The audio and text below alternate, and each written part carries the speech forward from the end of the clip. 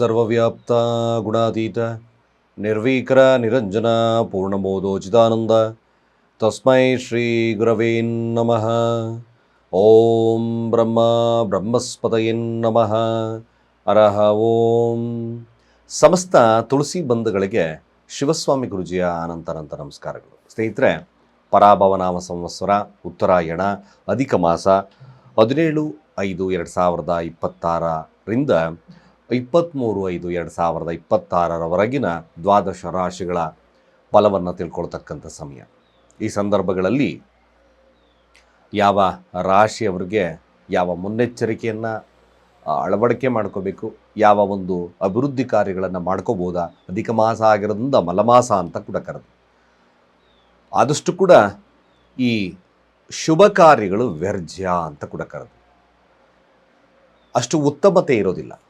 ಯಾವುದೇ ನೀವು ಒಳ್ಳೆಯ ಆಸ್ಪಿಯಶ್ ಆಗಿರತಕ್ಕಂಥ ಕಾರ್ಯಕ್ರಮಗಳನ್ನು ಶುಭ ಕಾರ್ಯಗಳು ಅಂತ ಕರೆದು, ಆದಷ್ಟು ಶುಭ ಕಾರ್ಯಗಳನ್ನು ಈ ಒಂದು ಅಧಿಕ ಮಾಸದಲ್ಲಿ ಮಾಡ್ತಕ್ಕಂಥದ್ದು ನಿಷಿದ್ಧ. ಈ ಅಧಿಕ ಮಾಸ ಭಾಳ ವಿಶೇಷವಾಗಿರ್ತಕ್ಕಂಥದ್ದು ಪೂಜಾ ಹೋಮ ಹವನಾದಿಗಳಲ್ಲಿ ಸಾಧನೆಯನ್ನು ಮಾಡ್ತಕ್ಕಂಥವ್ರಿಗೆ ಅದು ಭಾಳ ಫಲವನ್ನು ಕೊಡುತ್ತೆ, ಭಾಳ ವಿಶೇಷತೆಯನ್ನು ಅದರಲ್ಲಿ ಕೊಡುತ್ತೆ. ಅದರ ಒಂದು ವಿಡಿಯೋ ನಿಮಗೆ ಕಂಪ್ಲೀಟಾಗಿ ಅಧಿಕ ಮಾಸದ ವೈಚಾರಿಕತೆಯ ಬಗ್ಗೆ ಕಂಪ್ಲೀಟಾಗಿ ನಾನು ತಿಳಿಸ್ಕೊಡ್ತೇನೆ. ಈಗ ದ್ವಾದಶ ರಾಶಿಗಳ ಈ ವಾರದ ಭವಿಷ್ಯ ಹೇಗಿರುತ್ತೆ? ಚಂದ್ರ ಆ ವೃಷಭ ರಾಶಿಯಿಂದ ಸಿಂಹ ರಾಶಿವರೆಗೂ ಸಂಚಾರವನ್ನು ಮಾಡ್ತಾ ಇದ್ದಾರೆ. ಕೃತಿಕಾ ನಕ್ಷತ್ರ, ಹಾಗೆ ರೋಹಿಣಿ ನಕ್ಷತ್ರ, ಮೃಗಶೀರ, ಆರಿದ್ರ, ಪುನರ್ವಸು ನಕ್ಷತ್ರ, ಪುಷ್ಯ ನಕ್ಷತ್ರ, ಹಾಗೆ ಆಶ್ಲೇಷ ಮಕಾ ನಕ್ಷತ್ರದಲ್ಲಿ ಈ ವಾರದ ನಕ್ಷತ್ರ ಸಂಚಾರವನ್ನು ಮಾಡ್ತಾ ಇದ್ದಾರೆ. ಗ್ರಹಗಳ ಒಂದು ಬದಲಾವಣೆಗಳೇನಾದರೂ ಇದೆಯಾ? ಗ್ರಹಗಳ ಬದಲಾವಣೆಯನ್ನು ನೋಡೋದಾದರೆ ನೋಡಿ, ಕುಜ ಬದಲಾವಣೆಯನ್ನು ತಗೊಂಡಿದ್ದಾನೆ, ಅರ್ಥಾತ್ ತನ್ನ ಸ್ವಂತ ಮನೆಯಲ್ಲಿರ್ತಕ್ಕಂಥದ್ದು ಕುಜನ ತತ್ವ, ಅಂದರೆ ಮೇಷರಾಶಿಯಲ್ಲಿದ್ದಾರೆ. ಸೂರ್ಯ ಮತ್ತು ಬುಧ ವೃಷಭ ರಾಶಿಯಲ್ಲಿರ್ತಕ್ಕಂಥದ್ದು, ಗುರು ಸ್ಥಿತವಾಗಿರ್ತಕ್ಕಂಥದ್ದು ಮತ್ತು ಶುಕ್ರ ಸ್ಥಿತವಾಗಿರ್ತಕ್ಕಂಥದ್ದು ಮಿಥುನ ರಾಶಿಯಲ್ಲಿ. ಯಥಾಸ್ಥಿತವಾಗಿ ರಾಹುಕೇತುಗಳು, ರಾಹು ಕುಂಭ, ಕೇತು ಸಿಂಹರಾಶಿ, ಅದೇ ರೀತಿಯಾಗಿ ಶನಿ ಮೀನರಾಶಿಯಲ್ಲಿ ಸ್ಥಿತವಾಗಿದ್ದಾರೆ. ದ್ವಾದಶ ರಾಶಿಗಳಿಗೆ ಕೃತಿಕಾ ನಕ್ಷತ್ರದಿಂದ ಈ ವಾರದ ಮೊದಲ ನಕ್ಷತ್ರ ಸೂರ್ಯನ ನಕ್ಷತ್ರದಿಂದ ವಾರವನ್ನು ಪ್ರಾರಂಭ ಮಾಡ್ತಕ್ಕಂಥದ್ದು ಇರುತ್ತೆ. ಹಾಗಾಗಿ ಈ 12 ರಾಶಿಗಳ ಫಲಗಳು ಹೇಗೆ ನಿರ್ಣಯವನ್ನು ಮಾಡ್ಬೋದು? ಮೊದಲನೇದಾಗಿ ನಾವು ನೋಡೋದಾದರೆ ಮೇಷರಾಶಿಯವರ ಫಲವನ್ನು ನೋಡೋಣ. ನೋಡಿ, ಮೇಷರಾಶಿಯವರಿಗೆ ಈ ವಾರದ ಒಂದು ಮೊದಲ ಭಾಗವನ್ನು ನೋಡೋದಾದರೆ ಖಂಡಿತ ಆರಂಭ ಹೇಗಿರುತ್ತೆ ಅಂದರೆ ಸ್ವಲ್ಪ ಮಟ್ಟಿಗೆ ಶುಭವನ್ನು ತರ್ತಕ್ಕಂಥದ್ದೇ ಜಾಸ್ತಿ ಇದೆ. ಧನಸ್ಥಾನದಲ್ಲಿರ್ತಕ್ಕಂಥ ಸೂರ್ಯ ಖಂಡಿತವಾಗಿ ಮುಖ್ಯ ಕಾರ್ಯಗಳಿಗೆ ಹೆಚ್ಚಿನ ಮಹತ್ವವನ್ನು ಕೊಡುತ್ತೆ, ಫ್ಯಾಮಿಲಿಗೆ ಕಾನ್ಸಂಟ್ರೇಷನನ್ನು ಕೊಡ್ತಕ್ಕಂಥಿರುತ್ತೆ. ತಮ್ಮ ಪ್ರಯತ್ನದ ಬಲದಿಂದಾಗಿ ಹಣಕಾಸಿನ ವಹಿವಾಟುಗಳು ಚೆನ್ನಾಗಿ ನಡೀತದೆ. ಮೇಷರಾಶಿಯಲ್ಲಿ ಲಗ್ನದಲ್ಲೇ ಕುಜನಿದ್ದಾನೆ, ಆ ಕುಜ ಪ್ರಬಲನಾಗಿದ್ದಾನೆ, ಅಂದರೆ ಅರ್ಥಾತ್ ಲಗ್ನದಲ್ಲಿ ಗ್ರಹಗಳಿದ್ದಾಗ ಅದು ಪ್ರಬಲತೆ ಜಾಸ್ತಿ ಆಗುತ್ತೆ. ಯಾಕೆಂದರೆ ಲಗ್ನ ಭಾವ, ಲಗ್ನ ಅಂತ ನೋಡಿದ್ವಿ, ಕೇಂದ್ರ ತ್ರಿಕೋಣ ಅಂತ ಕೂಡ ನೋಡಿದ್ವಿ. ಮೇಷರಾಶಿಯವ್ರಿಗೆ ಒಂದು ರೀತಿಯಾಗಿ ಲಗ್ನದಲ್ಲಿ ಲಗ್ನಾಧಿಪತಿ ಇದ್ದಾಗ ರಾಜಯೋಗದ ಕಾಲ, ಏನೇ ಬಂದರೂ ಕೇಪಬಲ್ ಆಗಿ ತಡಿತೇನೆ, ಬಿಡು ನೋಡೋಣ ಅಂತಕ್ಕಂಥ ಮನೋಭಾವತೆ ಇರುತ್ತೆ, ಅಹಂ ಇರುತ್ತೆ. ಬಟ್ ವೈವಾಹಿಕ ಜೀವನ ಸ್ವಲ್ಪ ಡಿಫಾಲ್ಟ್ ಇರ್ತಕ್ಕಂಥದ್ದು ನಾವು ನೋಡ್ಬೋದು. ಇಲ್ಲಿ ಗ್ರಹಗಳ ಸ್ಥಿತಿಗಳನ್ನು ನೋಡಿದಾಗಲೂ ಕೂಡ ಅದೇ ರೀತಿಯಾಗಿದೆ. ಪುಷ್ಯ ನಕ್ಷತ್ರದಲ್ಲಿ ಮಾತ್ರ ಸಂಚಾರವನ್ನು ಮಾಡಬೇಕಾದ್ರೆ ಪುಷ್ಯ ನಕ್ಷತ್ರ, ಆರಿದ್ರ ನಕ್ಷತ್ರ, ಇವೆರಡೂ ನಕ್ಷತ್ರಗಳಲ್ಲಿ ಸಂಚಾರವನ್ನು ಮಾಡಿದಾಗ ಸ್ವಲ್ಪ ಜಾಗರೂಕತೆಯನ್ನು ವಹಿಸ್ಕೊಂಡ್ರೆ ಸಾಕಾಗುತ್ತೆ. ಇನ್ನು ಮಿಕ್ಕ ಗ್ರಹಗಳ ಸ್ಥಿತಿಗತಿಗಳನ್ನು ನೋಡಿದಾಗಲೂ ಸಹಿತವಾಗಿ ಶುಭದ ಲಾಭವನ್ನು ನೋಡ್ತಕ್ಕಂಥದ್ದಿರುತ್ತೆ. ಇವನ್ ಕೇತು ನಕ್ಷತ್ರದವರೆಗೂ ಕೂಡ ಮಧ್ಯಭಾಗದಲ್ಲಿರ್ತಕ್ಕಂಥ ಆರಿದ್ರ ನಕ್ಷತ್ರ, ಹಾಗೆ ಪುಷ್ಯ ಮತ್ತು ಆರಿದ್ರ ನಕ್ಷತ್ರದಲ್ಲಿ ಸಂಚಾರವನ್ನು ಮಾಡಬೇಕಾದ್ರೆ ಸ್ವಲ್ಪ ಜಾಗರೂಕತೆ ಇರತಕ್ಕಂಥದ್ದು. ಅದಕ್ಕೋಸ್ಕರ ಭಾಳ ಸರಳವಾಗಿರ್ತಕ್ಕಂಥ ದುರ್ಗಾ ಮಂತ್ರಗಳನ್ನು ಜಪವನ್ನು ಮಾಡ್ತಕ್ಕಂಥದ್ದು ಮೇಷರಾಶಿಯವರಿಗೆ ಮುಖ್ಯ ಆಗುತ್ತೆ. ಪಂಚಮಾಧಿಪತಿ ಆಗಿರ್ತಕ್ಕಂಥದ್ದು 2ರ ಸ್ಥಾನ ಬುಧನೊಟ್ಟಿಗಿದ್ದಾನೆ, ಪಂಚಮ ಅಧಿಪತಿ ಜೊತೆ 6ರ ಅಧಿಪತಿ ಜೊತೆಯಲ್ಲಿದ್ದಾನೆ.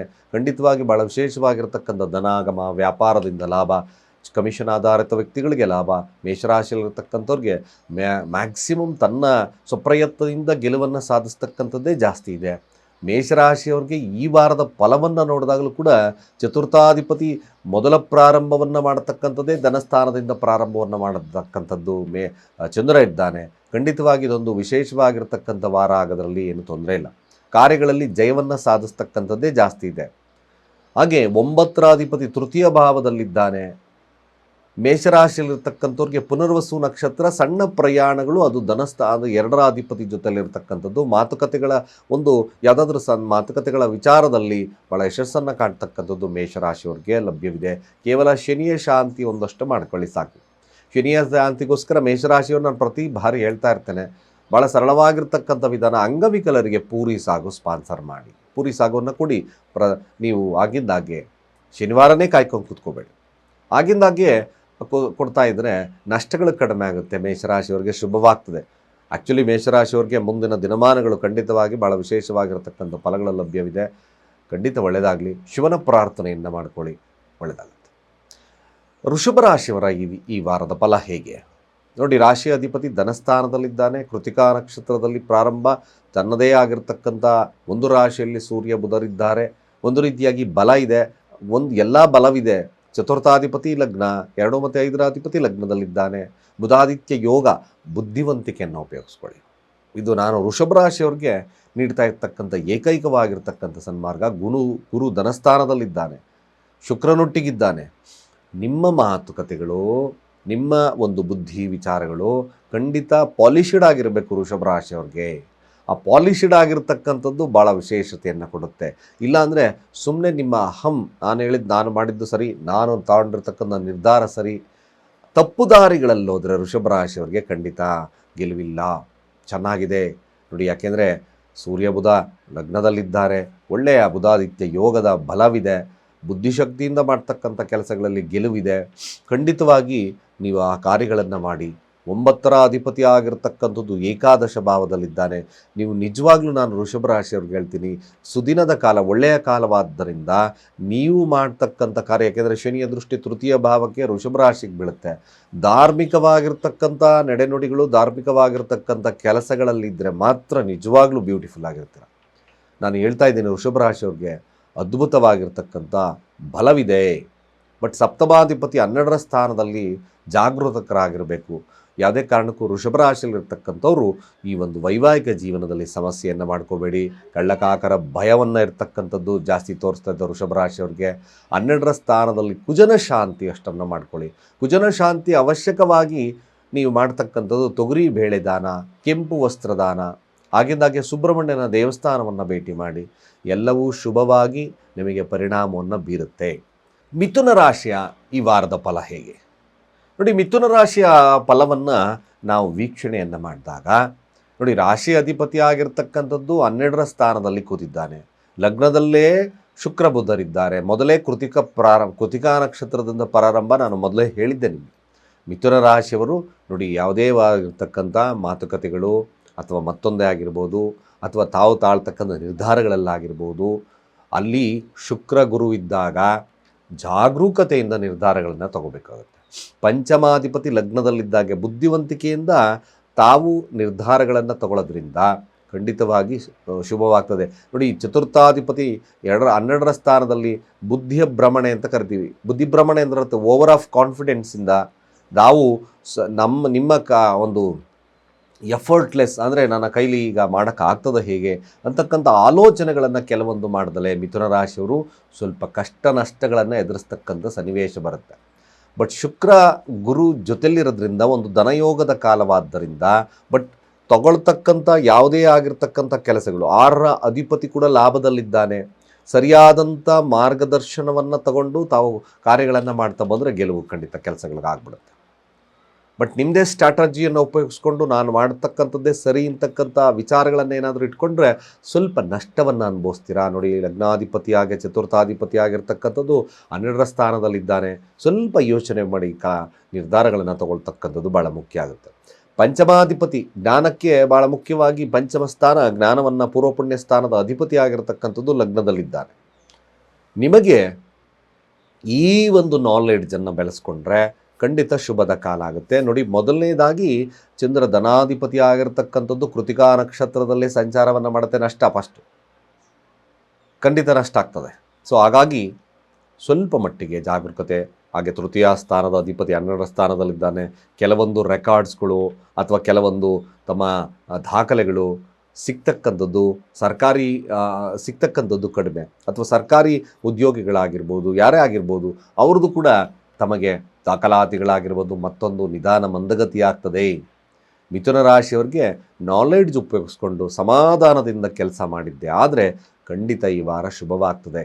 ಕೇವಲ ಏಕೈಕವಾಗಿ ಒಂದಷ್ಟು ಸಣ್ಣ ಪುಟ್ಟ ಕೆಲಸಗಳನ್ನು ಮಾಡಿಕೊಳ್ಳಿ.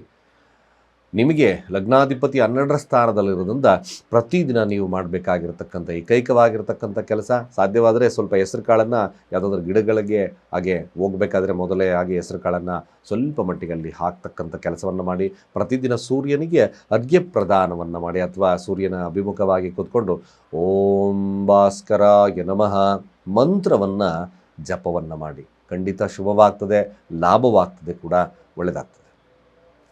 ಕಟಕ ರಾಶಿಯವರ ಫಲಾನುಫಲಗಳು ಹೇಗಿರುತ್ತೆ ನೋಡೋಣ. ಕಟಕ ರಾಶಿಯವರಿಗೆ ಯಾವ ರೀತಿಯಾಗಿರ್ತಕ್ಕಂಥ ಫಲಗಳು ಲಭ್ಯತೆ ಆಗ್ತದೆ, ಏನಾದರೂ ಬದಲಾವಣೆಗಳು ಸಿಗ್ತದಾ, ಹೇಗೆ? ಕಟಕ ರಾಶಿಯವರು ಲಾಭಸ್ಥಾನದಲ್ಲೇ ಚಂದ್ರ ಹದಿ ಹೋಗ್ತದೆ. ಧನಾಧಿಪತಿ ಅನ್ನೋದು ಭಾಳ ವಿಶೇಷವಾಗಿರ್ತಕ್ಕಂಥ ಫಲಗಳು ಮೊದಲ ಪ್ರಾರಂಭದಲ್ಲೇ ಸಿಕ್ಬಿಡುತ್ತೆ ನಿಮಗೆ. ಮೊದಲಿಗೆ ನಷ್ಟಾಧಿಪತಿ ಕೂಡ ಲಾಭದಲ್ಲಿದ್ದಾನೆ, ತೃತೀಯಾಧಿಪತಿ ಲಾಭದಲ್ಲಿದ್ದಾನೆ, ಧನಾಧಿಪತಿ ಲಾಭದಲ್ಲಿದ್ದಾನೆ. ಹಣಕಾಸು ವಹಿವಾಟುಗಳು ಚೆನ್ನಾಗಿ ನಡೀತದೆ. ಖಂಡಿತವಾಗಿ ಭಾಳ ವಿಶೇಷವಾದ ಫಲಗಳು ಕೊಡ್ತಕ್ಕಂಥದ್ದು ಕೂಡ ಇದೆ. ಬಟ್ ನೀವೇನು ಎಲ್ಲ ಫಲಗಳು ಬಂದರೂ ದುಡುಕಿನ ಕೆಲವೊಂದು ನಿರ್ಧಾರಗಳು ಕೊನೆಯ ಭಾಗದಲ್ಲಿ ನಷ್ಟವನ್ನು ಕೊಟ್ಬಿಡುತ್ತೆ. ಅದರ ವಿಚಾರವಾಗಿ ಸರಿಯಾಗಿ ಮಾರ್ಗದರ್ಶನ ಬೇಕೇ ಬೇಕಾಗುತ್ತೆ. ಕಟಕ ರಾಶಿಯವ್ರಿಗೆ ಏನು ಮಾರ್ಗದರ್ಶನ? ಲಾಭ ಯಾವುದೇ ವಿಚಾರಕ್ಕೆ ನೋಡಿದಾಗ ನೋಡಿ, ಧನಾಧಿಪತಿ ಲಾಭ, ಕುಟುಂಬದ ಯಾವುದೇ ಹಣಕಾಸು ವಹಿವಾಟುಗಳನ್ನು ತಾವು ನಿರ್ವಹಣೆಯನ್ನು ಮಾಡ್ತಿದ್ದೀವಿ ಅಂದರೆ ಆದಷ್ಟು ಕೂಡ ನೀವು ಬಂದಿರತಕ್ಕಂಥ ಹಣ ಒಂದು 100 ರೂಪಾಯಿ ಮ್ಯಾಕ್ಸಿಮಮ್ 100 ರೂಪೀಸ್ ಅರ್ನ್ ಮಾಡಿದ್ರಿ ಅಂದರೆ ಅದರಲ್ಲಿ 25 ಭಾಗವನ್ನು ನಿಮ್ಮ ಮನೆಯವರ ಹತ್ರ ಕೊಡ್ತಕ್ಕಂಥದ್ದು ಭಾಳ ಮುಖ್ಯ ಆಗುತ್ತೆ. ಇನ್ನು 75% ನೀವು ಬೇಕಾದರೆ ವಿನಿಯೋಗವನ್ನು ಮಾಡ್ಕೋಬೇಕು, 25% ಉಳಿಸ್ಬೇಕು. ಅದೇ ಒಂದು ಸ್ಟ್ರಾಟಜಿ ಮೇಲೆ ಹೋದರೆ ಈ ವಾರ ಖಂಡಿತ ಚೆನ್ನಾಗಿರುತ್ತೆ. ಈ ಕಟಕ ರಾಶಿಯವ್ರಿಗೆ ನೋಡಿ, 6ರ ಅಧಿಪತಿ ಆಗಿರ್ತಕ್ಕಂಥ ಗುರು ನಷ್ಟ ಸ್ಥಾನದಲ್ಲಿದ್ದಾನೆ, 9ರ ಅಧಿಪತಿ ನಷ್ಟ ಸ್ಥಾನದಲ್ಲಿದ್ದಾನೆ, ಜೊತೆಗೆ ಚತುರ್ಥಾಧಿಪತಿ ನಷ್ಟ ಸ್ಥಾನ ಇದ್ದಲ್ಲೇ ವಾಹನಗಳು ಖರ್ಚುಗಳು ಬರ್ಬೋದು, ಮನೆಗೋಸ್ಕರ ಖರ್ಚುಗಳು ಜಾಸ್ತಿ ಆಗ್ಬೋದು. ದುಡಿತೀರಾ, ಎಲ್ಲವನ್ನ ಮಾಡ್ತೀರಾ, ಕೊನೆಯಲ್ಲಿ ನಷ್ಟವನ್ನು ಅನುಭವಿಸ್ಬಿಡ್ತೀರಾ. ಹಾಗಾಗಿ ಸ್ವಲ್ಪ ಎಚ್ಚರಿಕೆಯನ್ನು ವಹಿಸ್ಕೊಳ್ಳಿ. ಕೊನೆಯ ಭಾಗದಲ್ಲಿ ಸ್ವಲ್ಪ ಫಿನಾನ್ಷಿಯಲ್ ಅಂದರೆ ಹಣಕಾಸಿನ ಮುಗ್ಗಟ್ಟುಗಳು ಜಾಸ್ತಿ ಬರ್ತಕ್ಕಂಥದ್ದು ಕಟಕ ರಾಶಿ ಇರುತ್ತೆ. ಪ್ಲ್ಯಾನ್ ಮಾಡಿಕೊಂಡು ಸರಿಯಾಗಿ ಅನಲೈಸ್ ಮಾಡಿಕೊಂಡ್ರೆ ಖಂಡಿತ ಶುಭವಾಗ್ತದೆ. ಆರಿದ್ರಾ ನಕ್ಷತ್ರದಲ್ಲಿ ಸಂಚಾರವನ್ನು ಈ ಚಂದ್ರ ಮಾಡಬೇಕಾದ್ರೆ ಸ್ವಲ್ಪ ಜಾಗರೂಕತೆ ಇರಿ. ಸಾಧ್ಯವಾದರೆ ಮೃತ್ಯುಂಜಯ ಮಂತ್ರಗಳನ್ನು ಈ ವಾರದಲ್ಲಿ ಹೇಳ್ತಕ್ಕಂಥದ್ದು ಕಟಕ ರಾಶಿಯವರಿಗೆ ಶುಭವನ್ನು ತರುತ್ತೆ. ಹಾಗೆ ಸಾಧ್ಯವಾದಷ್ಟು ಕೂಡ ಉದ್ದಿನ ಕಾಳು, ನಾನು ಆಗಿಂದಾಗೆ ಹೇಳ್ತಾ ಇರ್ತೀನಿ, ಉದ್ದಿನ ಕಾಳು ದಾನವನ್ನು ಮಾಡೋದು ಮರಿಬೇಡಿ ಅಂತ.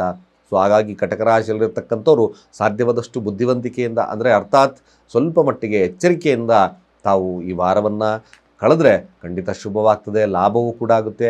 ಈ ಒಂದು ಅನುಸರಣೆಯನ್ನು ಮಾಡಿಕೊಂಡ್ರೆ ಒಳ್ಳೆಯದಾಗುತ್ತೆ.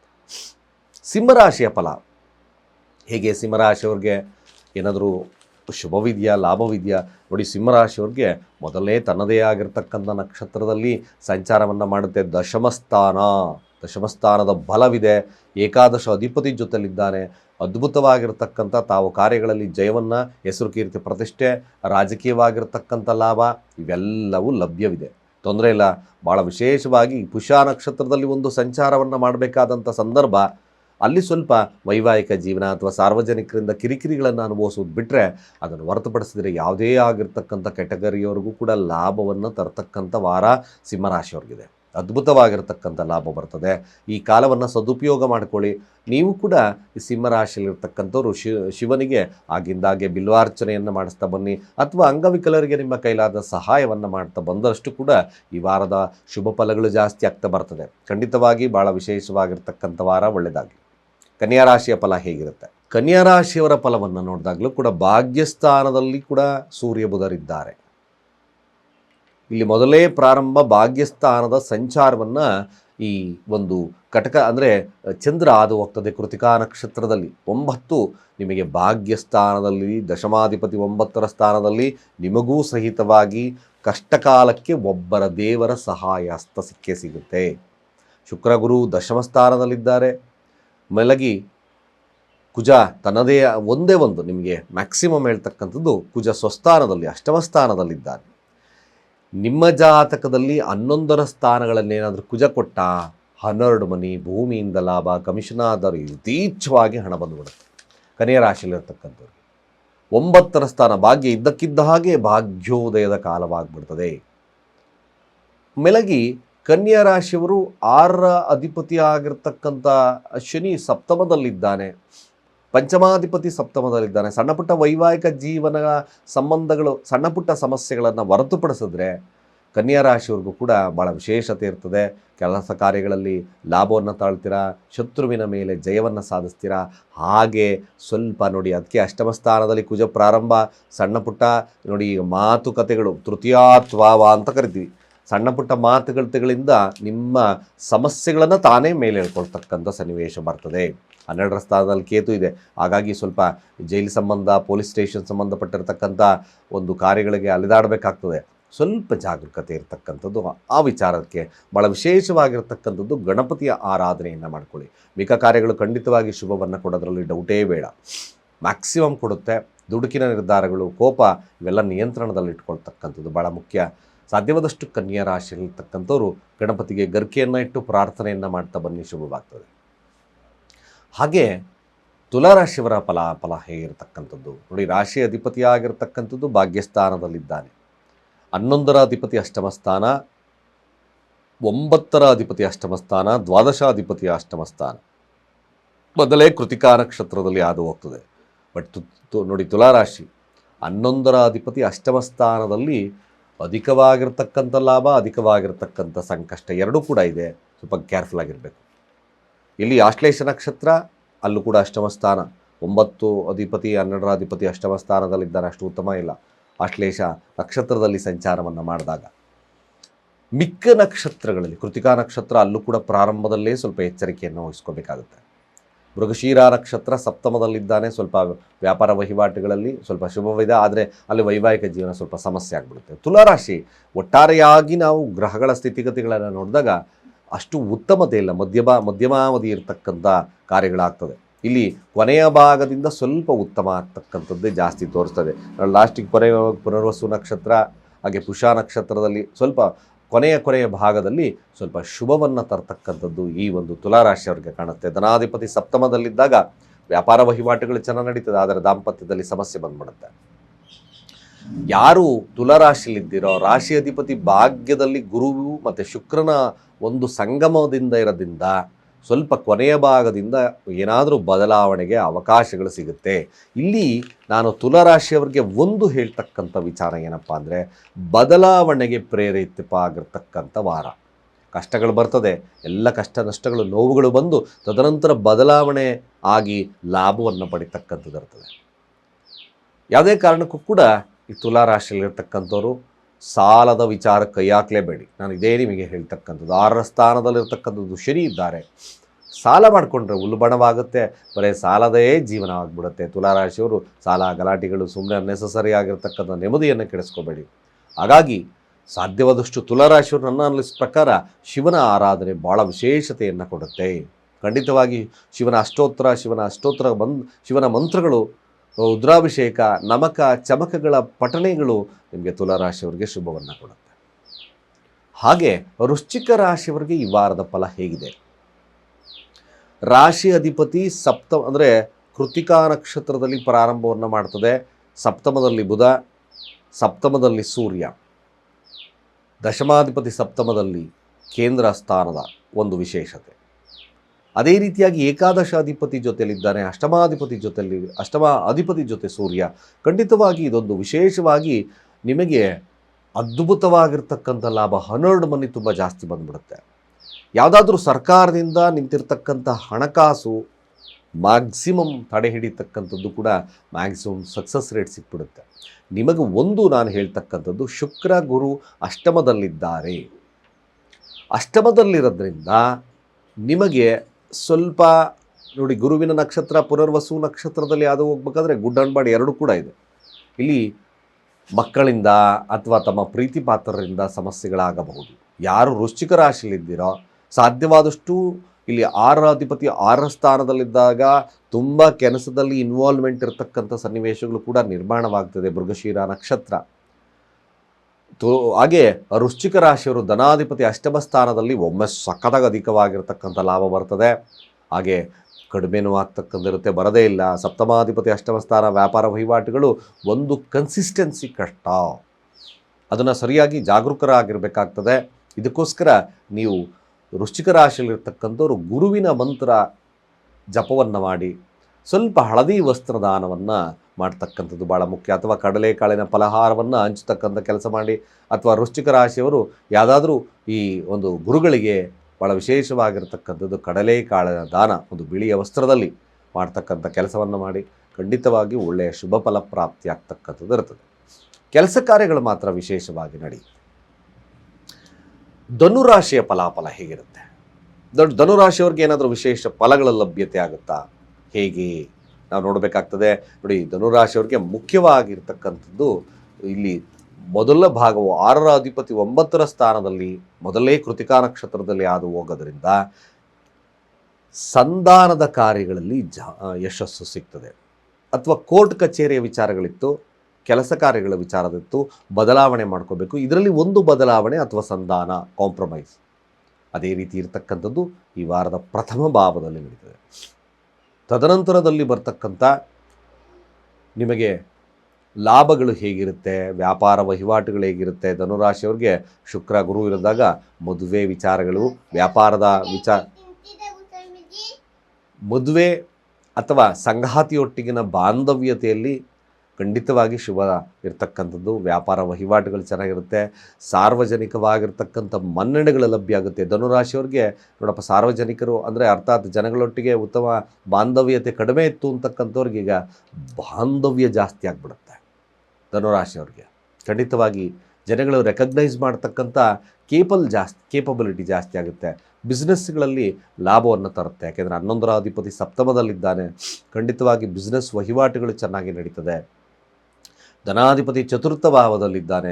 ಖಂಡಿತವಾಗಿ ಲಾಭ, ಹಾಗೆ ಭೂಮಿಯಿಂದ ಲಾಭವನ್ನು ಪಡಿತಕ್ಕಂಥದ್ದು ಧನುರಾಶಿಯವರಿಗೆ ತೋರಿಸ್ತಾ ಇದೆ.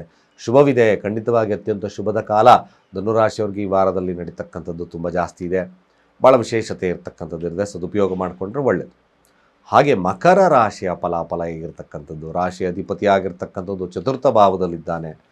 ಮೊದಲೇ ಪ್ರಾರಂಭವನ್ನು ಮಾಡ್ತಕ್ಕಂಥದ್ದು ಸೂರ್ಯ ಪಂಚಮದಲ್ಲಿ ಹಾದು ಹೋಗ್ತಕ್ಕಂಥದ್ದು ಕೃತಿಕಾ ನಕ್ಷತ್ರದಲ್ಲಿ. ಮೊದಲು ನೋಡಿ, ಆರೋಗ್ಯ ವ್ಯವಸ್ಥೆ ಚೆನ್ನಾಗಿರುತ್ತೆ.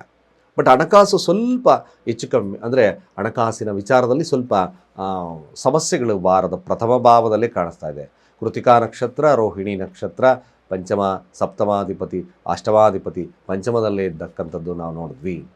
ಮೃಗಶಿರ ನಕ್ಷತ್ರದಲ್ಲಿ ಹೋಗ್ಬೇಕಾದ್ರೆ ಮೊದಲ ಪ್ರಾರಂಭದಲ್ಲಿ ಸ್ವಲ್ಪ ಹಣಕಾಸು ವಹಿವಾಟುಗಳು, ವ್ಯಾಪಾರಗಳು ಫ್ಲಕ್ಚುಯೇಟ್ ಆಗ್ಬೋದು. ತದನಂತರ ಬರ್ತಕ್ಕಂಥ ಕಾಲಮಾನ ಮೃಗಶಿರ ನಕ್ಷತ್ರ, ಆರಿದ್ರ ನಕ್ಷತ್ರ, ಅದೇ ರೀತಿಯಾಗಿ ಬರ್ತಕ್ಕಂಥ ಪುಷ್ಯ ನಕ್ಷತ್ರಗಳು, ಪುನರ್ವಸು ನಕ್ಷತ್ರಗಳಲ್ಲಿ ಹಾದು ಹೋದಾಗ ಸ್ವಲ್ಪ ಮಟ್ಟಿಗೆ ಶುಭದ ಕಾಲ ಆಗ್ತದೆ. ಕೇವಲ ಮಕರ ರಾಶಿಯವರು ಮೊದಲ ಪ್ರಾರಂಭದಲ್ಲಿ ಸ್ವಲ್ಪ ಮಟ್ಟಿಗೆ ಸಮಸ್ಯೆಗಳನ್ನು ಎದುರಿಸ್ತಿದ್ರು ಕೂಡ ಮುಂದೆ ಬರ್ತಕ್ಕಂಥ ಕಾಲಗಳು ಲಭ್ಯವಾಗ್ತಕ್ಕಂದರೆ ಅರ್ಥಾತ್ ವಾರದ ಕೊನೆಯ ಭಾಗದಲ್ಲಿ ಶುಭವಿರ್ತಕ್ಕಂಥದ್ದಿರುತ್ತೆ. ತಮ್ಮ ಪ್ರಯತ್ನದಿಂದ ಲಾಭವನ್ನು ಮಾಡ್ತಕ್ಕಂಥದ್ದು ಕೂಡ ಇದೆ. ಯಾರ್ಯಾರು ಮಕರ ರಾಶಿಯಲ್ಲಿದ್ದೀರೋ ಭಾಳ ವಿಶೇಷವಾಗಿ ಗುರುವಿನ ಶಾಂತಿಯನ್ನಷ್ಟು ಮಾಡ್ಕೊಳ್ಳಿ. ಗುರುವಿನ ಶಾಂತಿ ಆಗಿದ್ದಾಗೆ ರಾಯರ ಸನ್ನಿಧಾನವನ್ನು ಭೇಟಿ ಮಾಡ್ತಕ್ಕಂಥ ಕೆಲಸವನ್ನು ಮಾಡಿ. ಹಾಗೆ ಮಕರ ರಾಶಿಯವ್ರಿಗೆ ಭಾಳ ವಿಶೇಷತೆ ನಾನು ಕೊಡ್ತಕ್ಕಂಥದ್ದು ಏನಪ್ಪ ಅಂದರೆ, ಮುಖ್ಯವಾಗಿ ನಿಮಗೆ ನಿಮ್ಮ ಕೆಲಸದಲ್ಲಿ ಬದಲಾವಣೆ ಮಾಡ್ಕೋಬೇಕು ಅಂತಕ್ಕಂಥ ಮನೋಭಾವತೆ ಬಂದರೆ ಖಂಡಿತವಾಗಿ ಮಾಡ್ಕೊಳ್ಳಿ. Nothing to worry. ಇದೊಂದು ಅವಕಾಶಗಳು ತುಂಬ ಜಾಸ್ತಿ ಇದೆ ಮಕರ ರಾಶಿಯಲ್ಲಿರ್ತಕ್ಕಂಥವ್ರಿಗೆ. ಅದರ ಅನುಸಾರನೇ ಒಂದು ಸತಿ ಜಾತಕವನ್ನು ನೋಡಿಕೊಂಡು ನಾನು ಬದಲಾವಣೆ, ಚೇಂಜ್ ಆಫ್ ಜಾಬ್ ಮಾಡ್ಕೊಳ್ಳೋಕ್ಕೆ ವಿಶೇಷತೆ ಇದೆಯಾ, ಖಂಡಿತವಾಗಿ ಒಂದು ರೀತಿಯಾದಂಥ ಬದಲಾವಣೆಗೆ ಅವಕಾಶಗಳಿದೆ, ನೋಡ್ಕೊಳ್ಳಿ. ಬಟ್ ಏನಪ್ಪ, 6ರ ಅಧಿಪತಿ ಆಗಿರ್ತಕ್ಕಂಥದ್ದು ಪಂಚಮ ಸ್ಥಾನದಲ್ಲಿರೋದ್ರಿಂದ ಸ್ವಲ್ಪ ಜಾಗರೂಕತೆ ವಹಿಸ್ಕೊಂಡು ಮಾಡಿ. ಯಾಕೆಂದರೆ 9ರ ಅಧಿಪತಿ 6ರ ಸ್ಥಾನದಲ್ಲಿದ್ದಾನೆ. ಇದೊಂದು ಬದಲಾವಣೆಗೆ ಅವಕಾಶಗಳನ್ನು ಕೊಡುತ್ತೆ ಬಿಟ್ಟರೆ, ಬಟ್ ನೋಡ್ಕೊಂಡು ಮಾಡೋದ್ರಿಂದ ಮಕರ ರಾಶಿಯವ್ರಿಗೂ ಕೂಡ ಶುಭದ ಒಂದು ಕಾಲವಾಗ್ತದೆ. ಆಹಾರ ಪಥ್ಯಗಳು, ಮಾತಿನ ಮೇಲೆ ಕೆಲವೊಂದು ನಿಗವನ್ನು ಇಡ್ತಕ್ಕಂಥದ್ದು ಭಾಳ ಮುಖ್ಯ ಆಗುತ್ತೆ. ಮಕರ ರಾಶಿಯವರು ಗುರುನಾಮಸ್ಮರಣೆಯನ್ನು ಮಾಡ್ತಾ ಬನ್ನಿ, ಶುಭವಾಗ್ತದೆ. ಕುಂಭರಾಶಿಯ ಫಲ ಹೇಗಿರುತ್ತೆ? ಕುಂಭರಾಶಿಯವ್ರಿಗೆ ಏನಾದರೂ ವಿಶೇಷತೆ ಇದೆಯಾ? ಖಂಡಿತ, ಅಬ್ಸಲ್ಯೂಟ್ಲಿ ಖಂಡಿತ ಒಳ್ಳೆಯದಿದೆ. ಸೂರ್ಯ ಆಗಿರ್ತಕ್ಕಂಥದ್ದು 4ಥ ಭಾವದಲ್ಲಿದ್ದಾನೆ. ಮನೆಗೆ ಭಾಳ ವಿಶೇಷತೆಯನ್ನು ಕಾಳಜಿ ಕೊಡ್ತೀರಾ. ಹಣಕಾಸು ವಹಿವಾಟುಗಳು ಚೆನ್ನಾಗಿ ಕುಂಭರಾಶಿಯವರಿಗೆ ನಡೆಯುತ್ತೆ. ಶುಕ್ರ ಗುರು ಪಂಚಮದಲ್ಲಿರೋದ್ರಿಂದ ಇದ್ದಕ್ಕಿದ್ದ ಹಾಗೆ ನಿಮಗೆ ಅಭಿವೃದ್ಧಿ, ಲಕ್ಷ್ಮಿಯ ಯೋಗ ಅಂತ ಕರೆದೀವಿ. ಪಂಚಮ ಸ್ಥಾನ ಲಕ್ಷ್ಮೀ ಸ್ಥಾನವಾಗಿರೋದ್ರಿಂದ ಖಂಡಿತ ಭಾಳ ವಿಶೇಷವಾಗಿರ್ತಕ್ಕಂಥ ನಾಲೆಡ್ಜ್ ಬೆಳೆಯುತ್ತೆ. ನಿಮಗೆ ಒಂದು ಭಾಳ ಮುಖ್ಯವಾಗಿರ್ತಕ್ಕಂಥದ್ದು ದೇವರ ಅನುಗ್ರಹದಿಂದ, ಪೂರ್ವ ಪುಣ್ಯದ ಫಲಗಳಿಂದ ಶುಭವನ್ನು ಕಾಣ್ತಕ್ಕಂಥದ್ದು ಈ ಒಂದು ವಾರದಲ್ಲಿ ಕಾಣ್ತಾ ಇದೆ. ಖಂಡಿತ ಸದುಪಯೋಗ ಮಾಡಿಕೊಳ್ತಕ್ಕಂಥದ್ದು ಭಾಳ ಮುಖ್ಯ. ಕುಟುಂಬಕ್ಕೆ ಹೆಚ್ಚಿನ ಕಾಳಜಿಯನ್ನು ಕೊಡ್ತೀರಿ. ಭೂಮಿಯ ವಿಚಾರದಲ್ಲಿ ಲಾಭವನ್ನು ಪಡಿತೀರಿ. ವ್ಯಾಪಾರ ವಹಿವಾಟುಗಳು ಕೂಡ ಚೆನ್ನಾಗಿ ನಡೀತದೆ, ಲಾಭಕ್ಕೆ ಪರಿಣಾಮ ಆಗುತ್ತೆ. ಸ್ವಲ್ಪ ಈ ವಾರ ಯಾಕೋ 15 ದಿವಸದಿಂದ ಯಾಕೋ ಗುರುಗಳೇ ಅಷ್ಟು ಉತ್ತಮ ಇರಲಿಲ್ಲ, ಬಿಸ್ನೆಸ್ ಸ್ವಲ್ಪ ಡಲ್ಲಾಗಿತ್ತು. ಅಫ್ಕೋರ್ಸ್ ಕುಂಭರಾಶಿ ಖಂಡಿತವಾಗಿ ಈ ವಾರದಲ್ಲಿ ಅಧಿಕವಾಗಿರ್ತಕ್ಕಂಥ ಲಾಭವನ್ನು ಮಾಡೋದು ತೊಂದರೆ ಇಲ್ಲ. ಮೇಲಾಗಿ ಆದಷ್ಟು ಕೂಡ ಧಾರ್ಮಿಕ ಕಾರ್ಯದಲ್ಲಿ ಹೆಚ್ಚಿನ ಇನ್ವಾಲ್ವ್ಮೆಂಟನ್ನು ಕೊಡ್ತೀರಿ. ಆದಷ್ಟು ಕೂಡ ಹೆಚ್ಚಿನದಾಗಿ ಆ ಒಂದು ಜನಗಳಿಗೆ ಉತ್ತಮ ಸಂದೇಶವನ್ನು ಕೊಡ್ತಕ್ಕಂಥದ್ದು ಕುಂಭರಾಶಿಯವರಿಗೆ ತೋರಿಸುತ್ತೆ. ಇದು ಸತ್ಯ. ಮಕ್ಕಳಿಂದ ಶುಭ, ಭಾಗ್ಯೋದಯದ ಕಾಲ ಕೂಡ ಆಗುತ್ತೆ. ಮೇಲಾಗಿ ದಶಮಾಧಿಪತಿ ತೃತೀಯ ಭಾವ, ನೀವು ಕಷ್ಟಪಟ್ಟಿರ್ತಕ್ಕಂಥದ್ದು ಹೆಸರು ಕೀರ್ತಿ ಪ್ರತಿಷ್ಠೆಯನ್ನು ಮಧ್ಯೆ ಬರುತ್ತೆ. ಮಾಡಿ ಕುಂಭರಾಶಿಯವರಿಗೆ ಖಂಡಿತ ಒಳ್ಳೆಯದಿದೆ, ತಲೆನೇ ಕೆಡಿಸ್ಕೋಬೇಡಿ. ಹಾಗೆ ಕುಂಭರಾಶಿಯಲ್ಲಿರ್ತಕ್ಕಂಥವ್ರು ಶಿವನ ಪ್ರಾರ್ಥನೆಯನ್ನು ಮಾಡಿಕೊಳ್ಳಿ, ಖಂಡಿತವಾಗಿ ಲಾಭ ಆಗುತ್ತೆ. ಕೊನೆಯದಾಗಿ ಮೀನರಾಶಿಯ ಫಲ ಹೇಗೆ? ಕೃತಿಕಾ ನಕ್ಷತ್ರದಿಂದ ಪ್ರಾರಂಭ, 6ರ ಅಧಿಪತಿ ತೃತೀಯ ಭಾವದಲ್ಲಿ ತಾವು ಮಾಡ್ತಕ್ಕಂಥದ್ದು ಎಫರ್ಟ್ ಕೆಲಸ. ಸಪ್ತಮಾಧಿಪತಿ ಆಗಿರ್ತಕ್ಕಂಥದ್ದು ಇದು ತೃತೀಯ ಭಾವದಲ್ಲಿದ್ದಾರೆ. ಚತುರ್ಥಾಧಿಪತಿ ಭಾಳ ವಿಶೇಷತೆ. ಒಂದು ಸರಳವಾಗಿ ನಾವು ನೋಡಿದಾಗ ಮೀನರಾಶಿಯವರಿಗೆ ತಾವು ತಮ್ಮ ಪ್ರಯತ್ನದಿಂದ ಈ ವಾರದಲ್ಲಿ ಗೆಲುವನ್ನು ಸಾಧಿಸ್ತಕ್ಕಂಥ ವಿಶೇಷತೆ ಇದೆ. ಹಣಕಾಸು ವಹಿವಾಟುಗಳು ಕೂಡ ಹಾಗೆ ಇದೆ. ಮೇಲಾಗಿ ಒಂದೇ ಒಂದು ನೋಡಿ, ತನ್ನ ಸ್ವಸ್ಥಾನದಲ್ಲೇ ಧನಾಧಿಪತಿ ಕುಜ ಇರೋದ್ರಿಂದ ಹಣಕಾಸು ವಹಿವಾಟುಗಳು ಚೆನ್ನಾಗಿ ನಡೀತದೆ. ಕುಟುಂಬ ವ್ಯಾಜ್ಯಗಳನ್ನು ತಪ್ಪಿಸ್ಬೇಕಷ್ಟೆ. ಮುಖ್ಯವಾಗಿರ್ತಕ್ಕಂಥ ವಾದ ವಿವಾದಗಳಿಗೆ ಹೋಗಬೇಡಿ. ಮೀನರಾಶಿಯವರಿಗೆ ಮ್ಯಾಕ್ಸಿಮಮ್ ಒಂದು ಕಾರ್ಯದಲ್ಲಿ ಜಯವನ್ನು ಸಾಧಿಸ್ತಕ್ಕಂಥದ್ದು ಕೂಡ ಇದೆ. ಬೆಳಗ್ಗೆ ಅಷ್ಟಮಾಧಿಪತಿ ಚತುರ್ಥ ಭಾವದಲ್ಲಿದ್ದಾನೆ. ವಾಹನ ಕಾರ್ಯಗಳು, ವಾಹನ ತಗೋಬೇಕು, ಆ ಥರದ ಮನೋಭಾವತೆ ಜಾಸ್ತಿ ಇರುತ್ತೆ. ಬಟ್ ಅನ್ನೆಸಸರಿಯಾಗಿ ನೋಡಿ, ರಾಹು ಅಷ್ಟಮ ಸ್ಥಾನದಲ್ಲಿರೋದ್ರಿಂದ, ಲಗ್ನದಲ್ಲೇ ಶನಿ ಇರೋದ್ರಿಂದ ಬಂದಿರತಕ್ಕಂಥ ಅಂದರೆ ಕೆಲಸಗಳಲ್ಲಿ ತಾವು ನಷ್ಟಗಳನ್ನು ಮಾಡ್ಕೊಳ್ಳದಲ್ಲೇ ಇರತಕ್ಕಂಥದ್ದು ಭಾಳ ಮುಖ್ಯ. ಮೇಲಾಗಿ 11ರ ಅಧಿಪತಿ ಲಾಭದಲ್ಲಿ ಅಂದರೆ ಲಗ್ನದಲ್ಲಿದ್ದಾನೆ, 12ರ ಅಧಿಪತಿ ಲಗ್ನದಲ್ಲಿದ್ದಾನೆ, ರಾಹು ಇನ್ಕ್ಲೂಡ್ ಆಗಿರೋದ್ರಿಂದ ಇಲ್ಲಿ ಏನಾಗ್ತದೆ, ಬಂದಿರತಕ್ಕಂಥ ಲಾಭವನ್ನು ಕಳ್ಬಿಡ್ತೀರ ನೀವೇ. ಹಾಗಾಗಿ ಇಲ್ಲಿ ಭಾಳ ಮುಖ್ಯವಾಗಿ ಮೀನರಾಶಿಯಲ್ಲಿರತಕ್ಕಂಥವ್ರು ರಾಹು ಶಾಂತಿಯನ್ನು ಮಾಡ್ಕೊಳ್ಳಿ. ಉದ್ದಿನ ಕಾಳು ದಾನವನ್ನು ಮಾಡಿ, ದುರ್ಗಾ ಮಂತ್ರಗಳನ್ನು ಹೇಳಿ, ಖಂಡಿತವಾಗಿ ಶುಭ ಆಗುತ್ತೆ. ಈ ಒಂದು ವಾರದಲ್ಲಿ ಕಾಣ್ತಕ್ಕಂಥದ್ದು ಯೋಗಗಳು ಬರ್ತವೆ. ಏನಂತ ಯೋಗ? ಭೂಮಿಯ ತಗೊಳ್ತಕ್ಕಂಥ ಯೋಗ, ಅಥವಾ ವಾಹನ ಖರೀದಿ ಯೋಗಗಳು ಬರುತ್ತೆ. ಮೃಷ್ಟಾನ್ನ ಭೋಜನವನ್ನು ಸವಿತಕ್ಕಂಥದ್ದು ಬರುತ್ತೆ.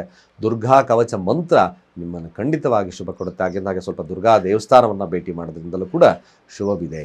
ಇಷ್ಟು 12 ರಾಶಿಗಳ ಈ ವಾರದ ಫಲಾಫಲ. ಖಂಡಿತವಾಗಿ ಭಾಳ ವಿಶೇಷವಾಗಿ ನಿಮ್ಮ ಅನಿಸಿಕೆ ಅಭಿಪ್ರಾಯವನ್ನು ಕಾಮೆಂಟ್ ಮಾಡಿ. ಯಾರನ್ನು ನಮ್ಮ ಚಾನಲ್ ಸಬ್ಸ್ಕ್ರೈಬ್ ಆಗಿಲ್ಲ, ಸಬ್ಸ್ಕ್ರೈಬ್ ಆಗಿ ನಿಮ್ಮ ಅನಿಸಿಕೆ ಅಭಿಪ್ರಾಯವನ್ನು ಕಾಮೆಂಟ್ ಮಾಡಿ ಅಂತ ಹೇಳ್ತಾ, ಸರ್ವೇ ಜನ ಸುಖಿನೋ ಭವಂತು.